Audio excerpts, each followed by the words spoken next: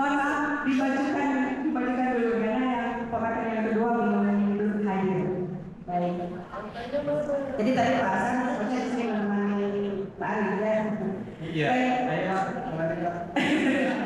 Baik, sebelum mulai saya mohon izin untuk menyampaikan sedikit dari sekian banyak pengalaman Pak Arif dalam melakukan kegiatan outdoor ini. Ya, jadi Pak Arif ini biasanya kita panggilnya coach ya, karena beliau lah yang menginisiasi dari berdirinya komunitas Selang Salam. Nah, kemudian selanjutnya tahun 2015, kemudian tahun 2019.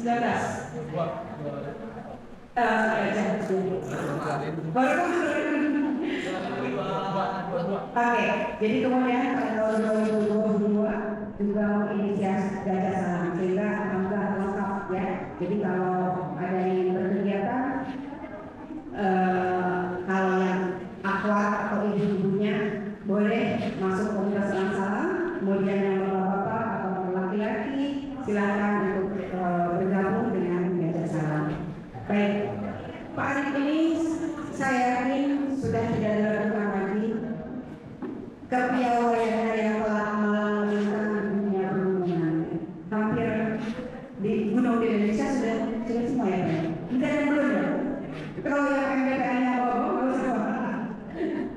Apa Pak yang belum Pak? Oh kabar. Belum ada ngajar saya kabar ya. Jadi kalau ada yang bercita-cita naik ke atas silakan hubungi Pak Arif. Beliau akan juga apa? Selain siap menjadi body system. Oh dokter.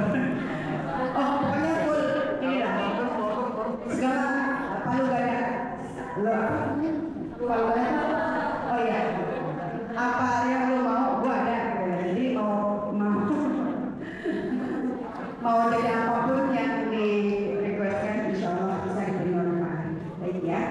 Jadi Pak Arif ini mendapatkan keterampilan atau keahlian dalam minum ini bukan hanya dari pendidikan formal, kemudian beliau mendapatkannya juga dari pendidikan non formal, yaitu pernah menjalani pendidikan dasar luar negeri, ya, kemudian sekolah dasar luar negeri, kemudian juga telah menjalani sekolah pendaki gunung atau sekolah gunung hutan, dan sekolah arus deras, dan sekolah tebing terjal, ya. Jadi tadi kalau Pak Azhar Ninja Hattori, ini bapaknya Ninja Hattori. Jadi selain beliau ekspertisnya karena kalau Pak Azhar tadi ada otodidak, dan Pak Arif ternyata mengalaminya di sekolah non formal yang terkait dengan pegunungan dan survival ya. Kemudian ini banyak sekali deh Pak Arif ya. Jadi saya agak yang terakhir ya, dari berbagai pengalaman tersebut maka Pak Arif bisa menunjukkan bahwa ekspertis beliau adalah dalam manajemen perjalanan dan survival. Baik, kita tidak tunggu lama, Pak Arif sudah durasi. Kami persilakan kepada Pak Arif untuk memberikan sharing sesinya. Enggak. Tepuk tangan buat beliau. Terima kasih. Mohon izin berdiri ya, dan saya nggak bisa menyiapkan slide. Menyapa para ketua hebat yang ada di ruangan ini. Salam takjil. Assalamualaikum warahmatullahi wabarakatuh. Semangat pagi. Walaupun jam pada jam siang, kita tetap pertahankan semangat pagi kita. Semangat pagi. Alhamdulillah. Dan saya melihat wajah-wajah yang luar biasa di sini. Ada dari tim pemadam kebakaran yang saya melihat. Wah, selamat datang. Saya panggilnya apakah apa Mas Teguh, Kak Teguh. Bagian sekolah Lambuan juga dulu, alhamdulillah. Sekarang berkembang dengan meluaskan dampak pemanfaatannya di pemadam kebakaran. Berapa orang pasukan yang dibawa? Oh, satu. Ada dari SMA 1 ya, teman-teman SMA 1, Masya Allah. Katakan SMA 1. Saya juga SMA 1. Cuma pengalaman. Ada dari guru sekolah Bogor. Hari ini diberi kesempatan sama sekolah untuk menimba ilmu dari elang dan gajah. Jangan lupa absen, kemudian dia. Dari gajah. Masya Allah, banyak sekali sampai ini kelas-kelas nih, gajahnya sudah bisa. Dari elang.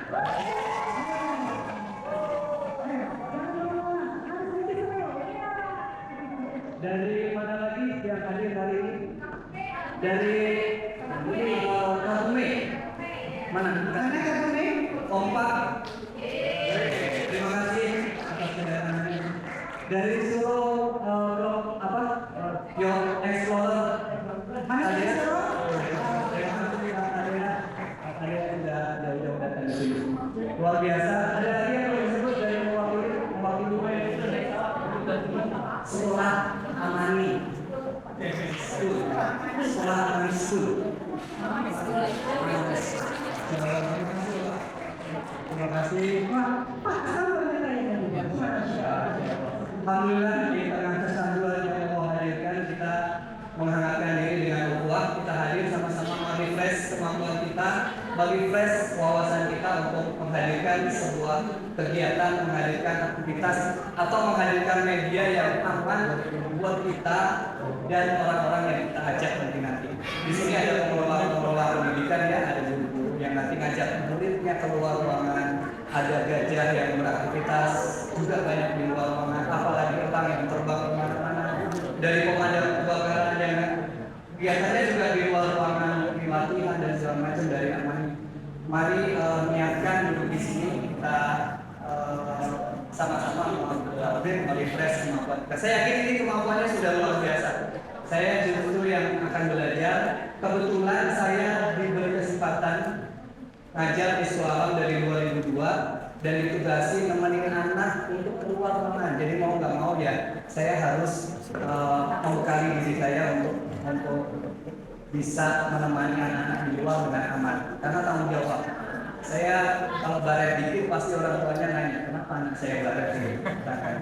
Jadi alhamdulillah mungkin secara tapi kalau secara waktu dua Pak Azhar mainnya. Pak Azhar dari 90-an udah main saya dari 2002. SMA itu cuma pramuka aja, namanya pramuka camping di lapangan ya, di dekat kantor kelurahan, di kantor kecamatan. Kalau Pak Azhar udah di dalam hutan. Nah baru saya berkegiatan di luar ruangan itu betul-betul yang terstruktur itu ya di sekolah alam. Saya diberi kesempatan di sekolah alam untuk mendampingi anak-anak dan di situ baru berpikir kegiatan yang aman dan seru gitu ya, seru, menyenangkan dan ada dampak manfaatnya itu ya di sekolah. Kalau dulu sih asal main aja, sama kayak Pak Azan, asal main. Namanya anak kampung ya Pak, saya ini namanya anak kampung gitu ya. Dari SD saya di dekat laut, rumah saya main ke laut, main ke sungai itu sudah biasa. Kemudian SMA masuk pramuka, kuliah malah nggak kegiatan laut. Di outdoor enggak, kuliah banyak demonya. 98, 2000 oh ya benar ya di jalan. Saya sering nyasar di Jakarta kalau demo. Betul. Nah baru setelah di sekolah lah saya mungkin saya menambahkan tadi murid saya udah lengkap banget ya menjelaskan tentang safety.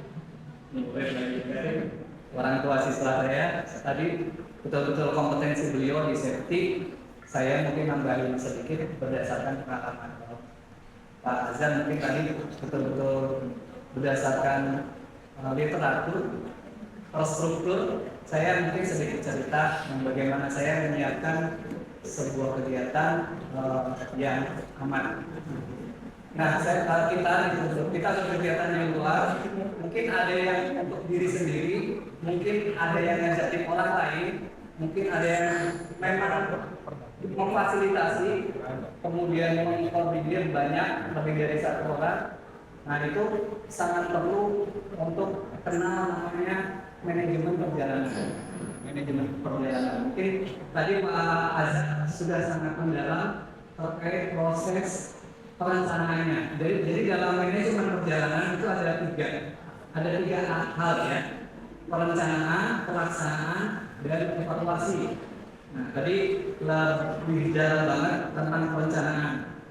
Saya menambahkan dulu ya, kalau tadi sudah meresum, sudah merangkum, kita coba ulang lagi. Dalam fase perencanaan pertama, ya ketika anak-anak mau program apa, gitu ya. Nah, baru kita pikir, kita pun kalau mau ke luar ruangan harus punya tujuan. Pertama tujuan kegiatan itu kita mau apa? Mau beli, mau refresh aja, mau training, ya, latihan, mau edukasi, mau pembelajaran, saling konservasi, saling bully. Itu bukan kerjaan yang ganjar. Saling bully. Mau pendidikan, mau konservasi, mau kemanusiaan, ya, itu tujuan. Ini berkaitan nanti dengan perizinan ya, pasti ya. Kalau ibu ditanya suaminya apa yang naik dulu, nah, tujuannya apa? Ini dulu, punya dulu. Mobilnya, mau ngapain? Ditanya kepala sekolahnya, mau ngapain bawa anak ke sungai? Gajah, mau ngebully temennya. Tujuannya gitu terus. Teman-teman yang lari-lari mau panisian tujuannya apa? Training, latihan. Sudah punya tujuan jelas. Nah, tujuan ini nanti menjadi sebuah dasar. Kita akan melanjutkan prosesnya dengan tahap berikutnya. Setelah tujuan jelas, saya ngajak anak SM1 misalnya, SMP kelas 1 naik Gunung Gede. Oke, tujuan saya pengen menginternalisasi karakter ini. Jadi kegiatan naik Gunung Gede itu untuk menumbuhkan kemandirian, keberanian, sama kekompakan. Oke, berarti itu sudah saya plot tujuannya, kemudian saya tulis. Nah, setelah tujuan jelas, kita lakukan tahap berikutnya. Tahap berikutnya adalah mengambil data.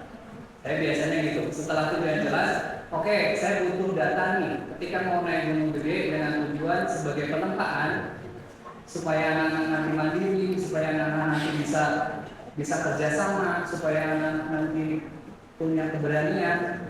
Saya akan melakukan pendakian dari sini ke puncak. Nah, saya ambil data sekarang banyak sekali. Tadi Pak Azhar sudah banyak sekali caranya. Pak Azhar sudah menginformasikan tadi, bisa studi literatur, bisa riset di media sosial banyak, cari GPX-nya, kalau saya membiasakan ke teman-teman sekolah alam, saya ada tim gitu ya, sekarang Pak Iqbal yang saya selalu sarankan bahwa ya mungkin di medsos banyak, di media sosial banyak, tapi alangkah baiknya alami dulu. Ketika kita mau mengajak orang, apalagi anak-anak dalam jumlah banyak, real, datangi lokasinya, lihat data di situ, jaraknya berapa, ketinggiannya berapa, catat ketika mulai perjalanan pertama sampai nanti berapa durasinya, kemudian lihat, amati resiko apa yang ada di situ, gitu ya. Jadi ngambil data, survei. Kalau saya bilangnya survei langsung. Sekolah alam usahakan jangan pernah mengajak anak-anak tanpa kenal medan, tanpa kenal lokasi. Jadi kalau bisa alami. Salah satu, dua, tiga lebih bagus. Ketika pengelolanya sangat paham jalur, itu akan meminimalisir minimal datanya valid. Ya, kita dapat langsung dari data kita, dari rasa kita, dari analisa kita sendiri. Jadi kita rasakan, oh di sini tuh udaranya kayak gini, oh tanjakannya tuh begini, yang perlu diperhatikan ini. Subjektif dangernya ada apa? Subjektif dangernya kita sudah dapat datanya. Mitigasi resikonya langsung dari lokasi oleh kita sebagai pengelola. Kemudian setelah data lokasi, kita juga perlu tahu data dengan siapa kita akan berkegiatan. Ya, mengukur diri, mengukur siapa yang akan kita ajak masuk ke lokasi tersebut dan seberapa sih kemampuan rata-rata kita atau misalkan kita sekelas gitu ya, kemampuan rata-rata kelas ini seperti apa?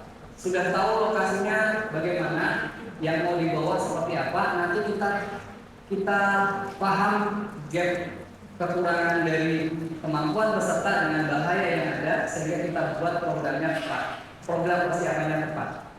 Jadi ketika kita ambil data, oh Gunung Gede itu level bahayanya 80. Setelah kita assessment kita dan gedung kita atau tim kita atau siapapun nanti yang mau kita masukkan, oh ini kemampuannya baru 50, berarti ada gap 30. Gimana caranya 30 itu kita isi sehingga yang 50 ini mendekati 80 atau bahkan melewati 80. Ketika tingkat bahayanya 80, kemampuannya 90 atau 100, insya Allah gunung ini tidak bahaya.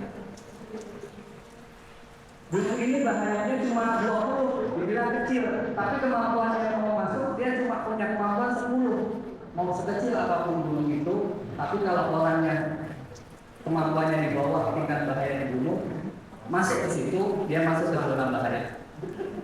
Gitu. Itu yang saya selalu sampaikan ke teman-teman yang mau mengajak siapapun. Jadi tahu dengan siapa berangkat. Tahu kalau sendiri, tahu kemampuan saya, tahu kemampuan diri.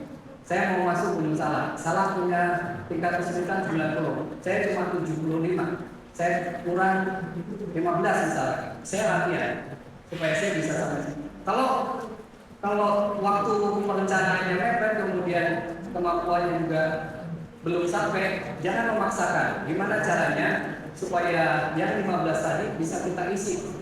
Apakah cari orang untuk backup? Apakah ya nanti dianalisa lagi kekurangannya itu ada di mana, tingkat bahaya. Nah itu yang harus dimiliki, gitu ya. Riset data itu penting. Sering loss-nya di sini. Betul sekali. Tadi Pak Azhar bilang bahwa yang paling bahaya itu manusianya.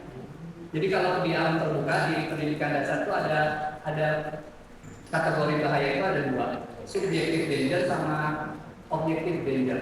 Subjektif itu lokasinya, objektif itu penglihatnya atau orangnya. Nah, data dua itu yang harus betul-betul kita cari.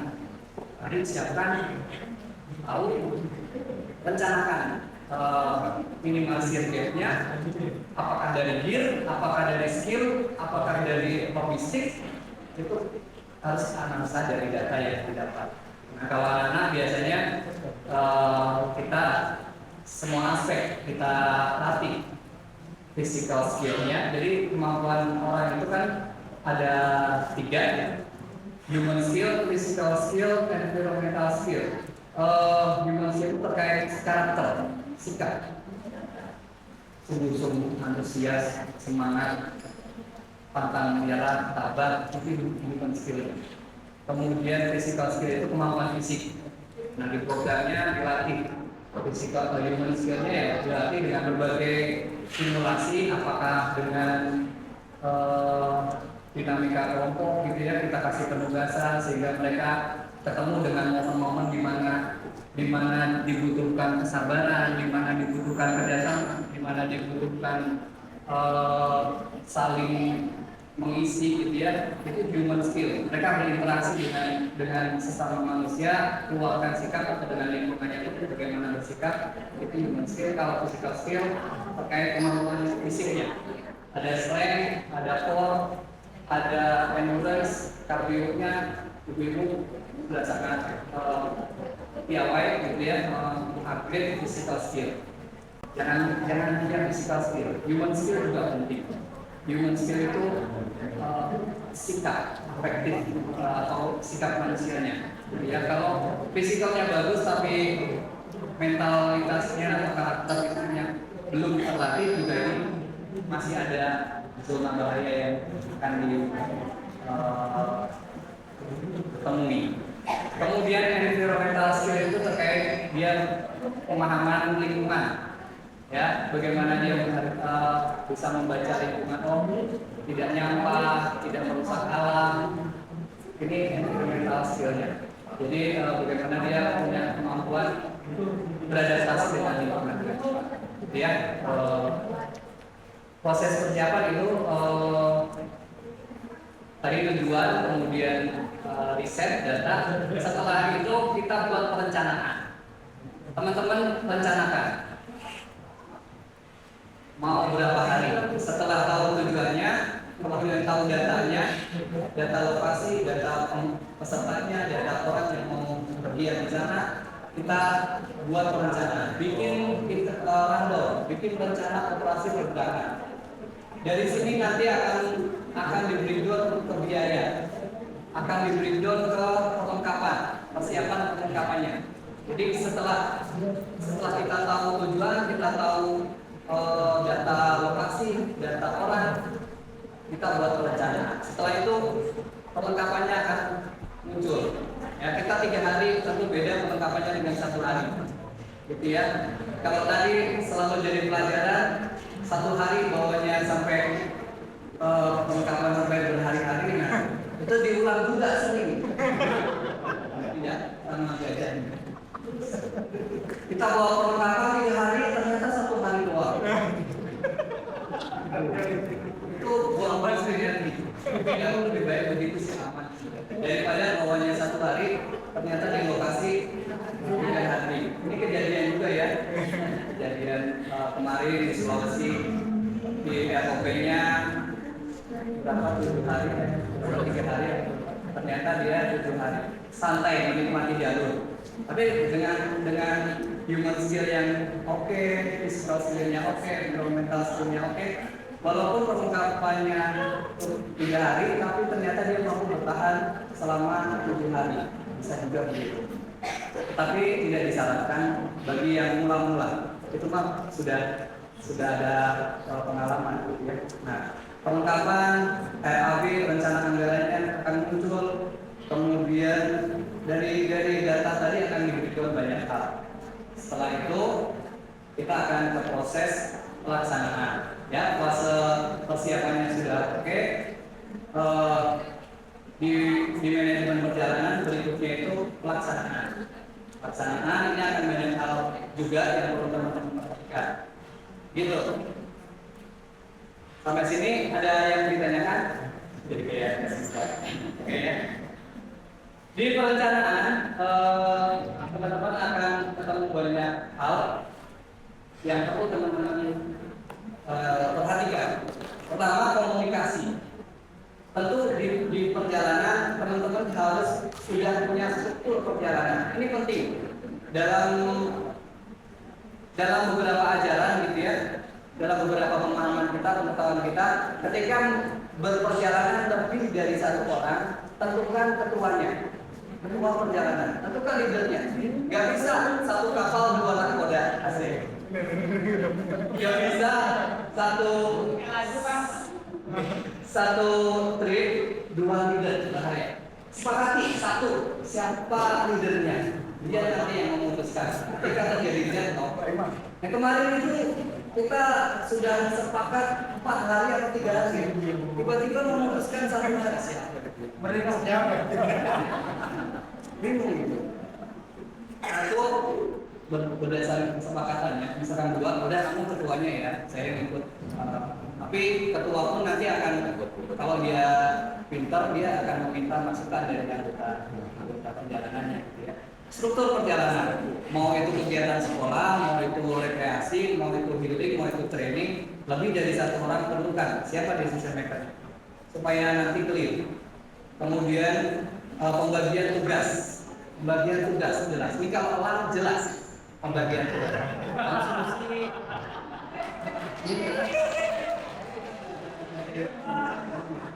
Selain sekolah, kalau udah pasti. Ya, kalau komunitas kan suka-suka gitu ya. Ini ketuanya nggak ada, tapi pembagian tugasnya jelas loh. Ini ketuanya ada, tapi suka nggak jelas. Iya. Yang lebih banyak kalau banyak sini. Kalau pelan, oke, ketuanya, oke, konsumsi, oke, yang ngurus transportasi. Gak pernah ada namanya transportasinya tegak lurus itu. Oke, untuk yang lurus masing-masing di jalan juga begitu. Pembagian tugasnya jelas. Kemudian pembagian tugas komunikasi. Komunikasi penting. Bangun komunikasi positif ketika di perjalanan. Kita mulai dari satu orang, suasana satu sama lain itu mempengaruhi keselamatan juga. Kalau udah nggak mood, bahaya. Ya, kalau udah miskomunikasi, bahaya. Kalau udah kata itu sering banget miskomunikasi sama anak-anak aja dia. Sering. Tapi kalau bapak mah nggak bakalan ya.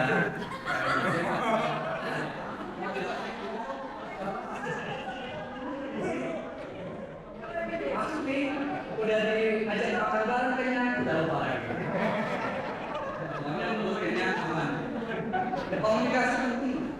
Jadi kita harus tahu pola komunikasi yang baik, positive vibe, ya teman yang perjalanan yang sefrekuensi. Kalau kita punya apa namanya kebiasaan yang kita harus tahu diri, jaga bisa apa harus bercanda, ngomong perintah dengan baik dan segala macam itu kita harus bisa menyesuaikan. Kita dengan siapa?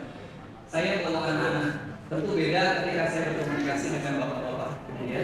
Tentu beda ketika saya berkomunikasi dengan tua. Beda pak.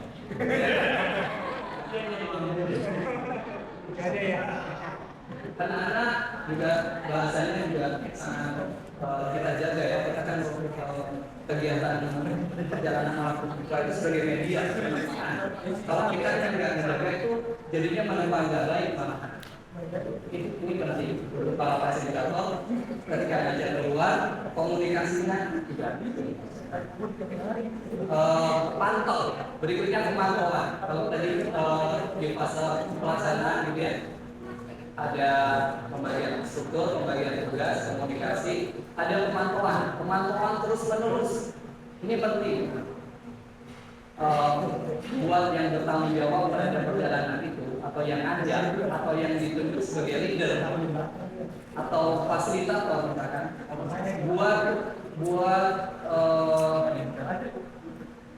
apa namanya tugas pemantauan yang terus menerus, mulai dari pemantauan situasi, cuaca, pemantauan anak, kesehatannya anak, suasana di anak. Oh ini ada friksi nih, si A bertengkar dengan si B, itu leader suka paham, harus paham. Oh ini sedang tidak baik-baik saja nih, tenda ini sedang ribut dengan ini. Itu apa namanya, pantau dari pemantauan itu kelihatan. Kalau kita terbiasa punya akan punya feel bahwa ini perlu ini sedang tidak baik-baik saja. Yang ini memisah diri terus, yang ini ngumpet di tenda, makan sendiri, kerja dan segala macam. Pemantauan ini penting untuk keamanan dan kenyamanan perjalanan. Ya, pantau itu di orangnya, pemantauan di lingkungannya itu terkait keselamatan. Kita menentukan tempat camp, jangan di sini. Tidak. Kenapa? Ada yang lihat ada pohon kering di sini tidak aman. Kalau kami tidak bisa menjadi pemantauan. Kemarin saya bawa beberapa orang Singapura, Australia trekking di Curug Luwijo. Saya sweeper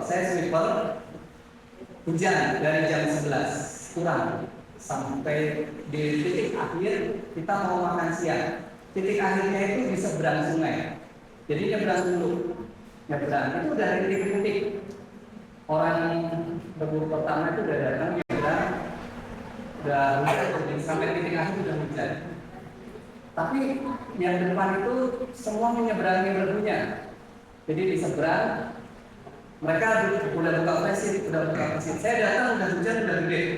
Terus yang saya dampingi saya suruh tunggu di titik sebelum nyebrang. Dah kita di sini. Saya kejar dan saya nyebrang. Saya bilang, teman-teman perhatikan nggak, ini hujan. Segera balik. Air sudah berubah warna. Kenapa? Ini udah flashing udah berdiri dan segala macam. Udah orangnya duluan deh. Yang bule-bule itu kita nyebrang. Air sudah naik sedikit. 2 orang terakhir hampir nggak bisa nyebrang, udah tinggi. Nah ini pengamatan, pemantauan, dan punya feeling kecepatan untuk memutuskan. Alhamdulillah semua bisa nyebrang, nggak sampai 10 menit air datang, coklat, hijau, dan flashing ketinggalan. Udah kamu tungguin flashing, tungguin ini surut, flashing nanti diambil. Jadi orang-orang aman, kita evakuasi. Flashing nggak apa-apa deh, nggak bisa diseberangin, yang penting orang-orang itu mungkin nunggu dia sekitar 2 jam lebih baru surut. Nah, yang ini 2 jam udah sampai parkiran lagi, udah bisa trekking ke bawah lagi. Dan itu nungguin. Coba kalau kita nggak punya feeling untuk memantau, feeling untuk mengamati, ini bisa parkir.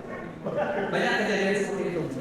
Ya, itu proses pada saat kegiatan. Kemudian berikutnya terakhir dalam aplikasi kita di kegiatan alam terbuka yang perlu kita perhatikan juga tidak kalah penting adalah evaluasinya.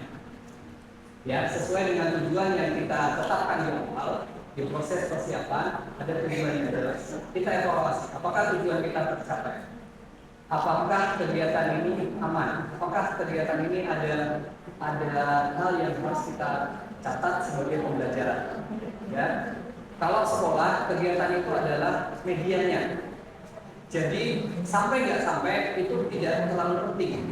Misalkan pendakian gunung gede, ya, puncak ada triangulasi. Kegiatan sekolah naik gunung gede. Foto di triangulasi itu bukan tujuan. Anak-anak menjadi mandiri, anak-anak menjadi kuat, menjadi tangguh, menjadi bisa memutuskan, bisa kerjasama, bisa empati itu yang kita harapkan. Ketika itu muncul pasca kegiatan, berarti tujuannya berhasil. Masalah dia nggak sampai puncak itu nomor 2. Misalkan dia nggak ada foto itu, nggak apa-apa. Tapi dia ternyata bantuin temannya yang sakit. Dia empatinya tumbuh di situ. Oh ternyata dia itu beresin tenda sehingga dia nggak bisa puncak dan segala macam. Itu yang diapresiasi. Kecuali tujuan kita jelas, kita naik gunung gede untuk training, untuk latihan kemampuan kita. Dalam 2 jam kita harus foto di triangulasi misalkan. Itu ada targetan, ada tujuan. Oke, saat itu naik foto, dilihat jamnya durasinya 2 jam 30, berarti tujuannya tercapai dengan targetan waktu, targetan tempat dan segala macam. Nah, evaluasi itu penting. Apakah tujuan kita tercapai? Kemudian follow up kalau tidak tercapai apa yang harus diperbaiki, kita lakukan, kita repetisi, kita remedial, ya. Kita ulangi dengan tahapan yang sama dengan berdasarkan evaluasi apa yang harus kita lakukan di persiapan supaya tujuannya tercapai. Itu yang saya lakukan di sekolah alam Bogor. Dari awal sekolah alam Bogor muncul, saya sudah ditugaskan di situ. Kemudian sekarang saya sudah ada tim yang bisa bergerak sendiri, dan saya selalu ulang-ulang seperti itu. Kita selalu ulang-ulang tahapan itu, persiapan, kegiatan, evaluasi, persiapan, kegiatan, evaluasi. Nah, itu menjadi sebuah SOP yang kita terapkan. Ya. Mungkin itu tambahan dari saya.